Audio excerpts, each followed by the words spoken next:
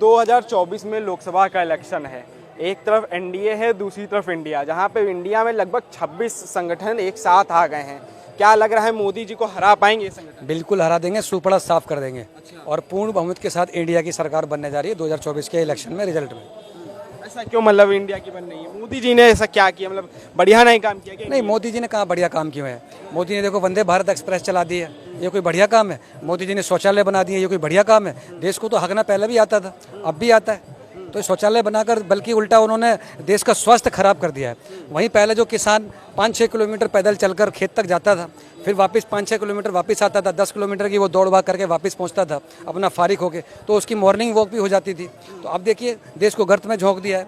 और दूसरी बात, इंडिया क्यों जीतेगा? इंडिया क्यों जीतेगा? इंडिया के जीतने के बहुत सारे कारण हैं। जैसे आपने बताया 26 दल एक साथ आए हुए हैं, तो 26 दल में से टॉप 11, जो टॉप 11 जिससे एक टीम बन जाती है, जैसे इंडिया का नाम रखा हुआ है, तो ऐसी टॉप 11 हमारे जो टॉप 11 कैंडिडेट्स हैं वो बहुत ही धांसू और बड़े ही मास्टर स्ट्रोक वाले हैं। हमारा सबसे ऊपर का, जैसे अगर हम शीर्ष से बात करेंगे तो जम्मू कश्मीर में मुफ्ती मोहम्मद जी आती हैं। मुफ्ती मोहम्मद के पाकिस्तान से बहुत अच्छे संपर्क हैं।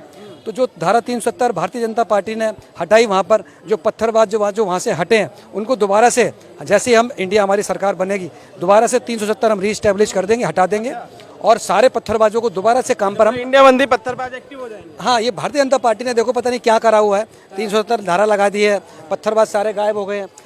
हमारा काम ही क्या है? मुफ्ती मोहम्मद के सीधे संपर्क। मैंने आपसे कैसे कहा कि मुफ्ती मोहम्मद को हम बागडोर संभालेंगे। जैसे ही हम 2024 में रिजल्ट आएगा, मोदी को सत्ता से बाहर कर देंगे, इंडिया की सरकार सत्ता में आएगी और तुरंत हम मुफ्ती मोहम्मद को उसका कार्यभार हम उसकी जिम्मेदारी दे देंगे। एक बताइए, 26 पार्टियां किस किस को प्रधानमंत्री बनाएंगे? सबकी चलाएंगे। जिसके लाठी, देखिए 2014 से पहले क्या होता था, जिसकी लाठी उसकी भैंस, तो वही समीकरण इंडिया में भी लागू हो रहा है और सारे के सारे ही पीएम के कैंडिडेट्स हैं। आप देखिए, मेरा बात थोड़ी भटक जाएगी, क्योंकि जैसे मैंने बताया मुफ्ती मोहम्मद के पाकिस्तान से अच्छे संपर्क है, गहरे संबंध है, तो उसका लाभ पूरा भारत जम्मू कश्मीर को हम दिया जाएगा। जो जम्मू कश्मीर फिलहाल हमारे पास है, हम उसको भी पाकिस्तान को सुपुर्द कर देंगे जैसी हमारी सरकार बनेगी। और दूसरी बात, हमारा दूसरा कैंडिडेट बहुत ही धांसू है, ममता बनर्जी, उसके सीधे बांग्लादेश से अच्छे संपर्क है। जो रोहिंग्या मुसलमान आज धक्के खा रहे हैं, भारतीय जनता पार्टी की वजह से बंदिश लगी हुई है, हम वो सारे रास्ते खोल देंगे।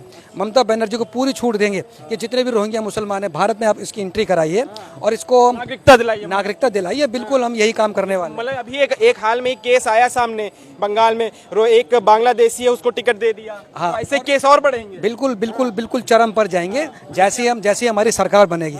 आप मेरी प्रधानमंत्री ममता बनर्जी बनेंगी और सीएम किसी सारे सबकी चलेगी। मैंने आपको बता तो दिया, हम अलग अलग मोर्चों पर अलग अलग लोगों की चलेगी, किसी एक की नहीं चलेगी। मुफ्ती मोहम्मद जम्मू कश्मीर को संभालेंगी, ममता बनर्जी बंगाल फ्री कर दिया जाएगा, रेप फ्री कर दिया जाएगा, बंगाल कर देगा। हाँ, अपनी बात खत्म कर दूं, मैं अपनी बात खत्म कर दूं, फिर भैया की।